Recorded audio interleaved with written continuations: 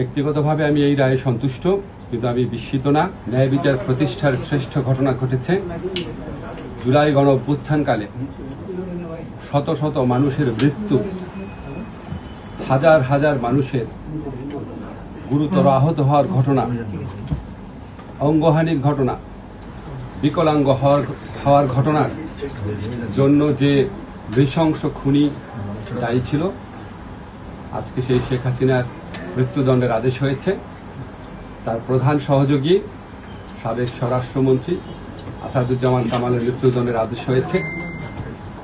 আমি মনে করি আজকে জুলাই গণ অভ্যুত্থানের আরেকটি বিজয়ের দিন। আজকে আমার বিশেষ করে মনে পড়ছে যারা জুলাই গণ অভ্যুত্থানকালে প্রাণ হারিয়েছিলেন, আবু সাঈদের কথা, মুগ্ধ, ওয়াসিম, ইয়ামিন, আনাস, রিয়াগো, সবার কথা মনে পড়ছে। মনে হচ্ছে আজকে তাদের বিদেহী আত্মা হয়তো একটু শান্তি পাবে। আজকে তাদের শোক সন্তস্ত পরিবারের কথা মনে পড়ছে। হয়তো এই রায়ের মধ্যে দিয়ে তারা সামান্য হলেও সান্ত্বনা পাবেন।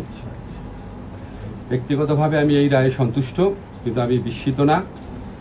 আর শেখ হাসিনা এবং তার সহযোগীদের মানবতা বিরোধী অপরাধের যে তাজা, অকাট্য, জোরালো, বিস্তৃত প্রমাণ রয়েছে, তাতে পৃথিবীর যে কোনো আদালতে বিচার হলেই তার সর্বোচ্চ শাস্তি হওয়ার কথা। আমি আজকে আরেকটা কথা বলতে চাই, সেটা হচ্ছে আমরা শেখ হাসিনার দেশে প্রত্যার্পণের জন্য, এক্সট্রাডিশনের জন্য ভারতের কাছে আবার চিঠি লিখব। ভারত যদি এই গণহত্যাকারীকে আশ্রয় দেওয়া অব্যাহত রাখে, তাহলে ভারতকে বুঝতে হবে এটা বাংলাদেশ এবং বাংলাদেশের মানুষের বিরুদ্ধে একটা শত্রুতা, একটা অত্যন্ত নিন্দনীয় আচরণ। আজকে একটা বিচার হয়েছে, ইনশাআল্লাহ আমরা যতদিন আছি বিচার কার্য পূর্ণ বেগে চলবে।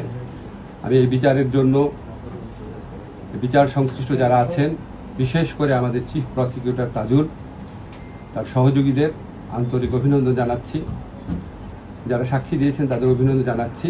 আমরা যতদিন আছি বিচার কার্য পূর্ণ উদ্যমে চলবে এবং আমরা আশা করি আগামীতে যেই সরকারি নির্বাচিত হবে, এই বিচারের গুরু দায়িত্ব থেকে কোনো অবস্থাতেই যেন তারা পিছপা না হয়।